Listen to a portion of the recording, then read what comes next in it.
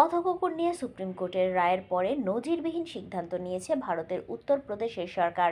ইংরেজিতে ডগস লাইফের অর্থ শোচনীয় অবস্থা।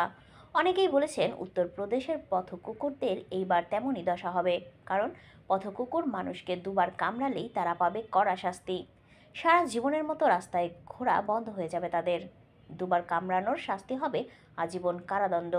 সরকারি সিদ্ধান্ত অনুযায়ী বিনা প্ররোচনায় কোনো কুকুর যদি মানুষকে কামড়ায় তাহলে সেই কুকুরকে 10 দিনের কারাদণ্ড দেওয়া হবে।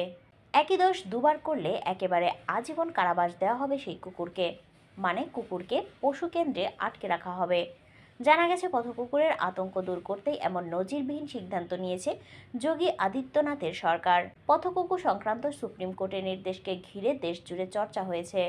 অন্যদিকে কুকুরের আক্রমণ বা কামড় নিয়ে বাড়তে থাকা আতঙ্কের মাঝে উত্তরপ্রদেশের সরকার কড়া অবস্থান নিয়েছেন। সরকারি সিদ্ধান্ত অনুযায়ী কুকুরের বন্দিদশা কাটানোর জন্য রয়েছে মানুষের মতো জামিনের ব্যবস্থা।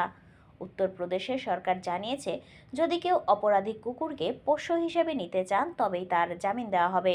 প্রয়াগরাগ পুরসভায় পশু চিকিৎসক বিজয় অমৃতরাজ সংবাদ মাধ্যমকে জানান, বেওয়ারিশ কুকুরকে জীবাণুমুক্ত করার লক্ষ্যে নতুন উদ্যোগ নেওয়া হয়েছে। কোনো পথকুকুর কামড়ালে সেটিকে 10 দিনের জন্য পর্যবেক্ষণে রেখে তার আচরণ লক্ষ্য করা হবে। ছেড়ে দেওয়ার আগে একটি মাইক্রোস্টিপ লাগিয়ে দেওয়া হবে, যাতে সবকিছুর বিবরণ থাকবে। এর ফলে পুরসভা থেকে আবারও প্রয়োজনে শনাক্ত করা যাবে কুকুরকে। পথকুকুরের কামড় নিয়ে আতঙ্কের জন্যই এমন পদক্ষেপ নিয়েছে রাজ্য সরকার।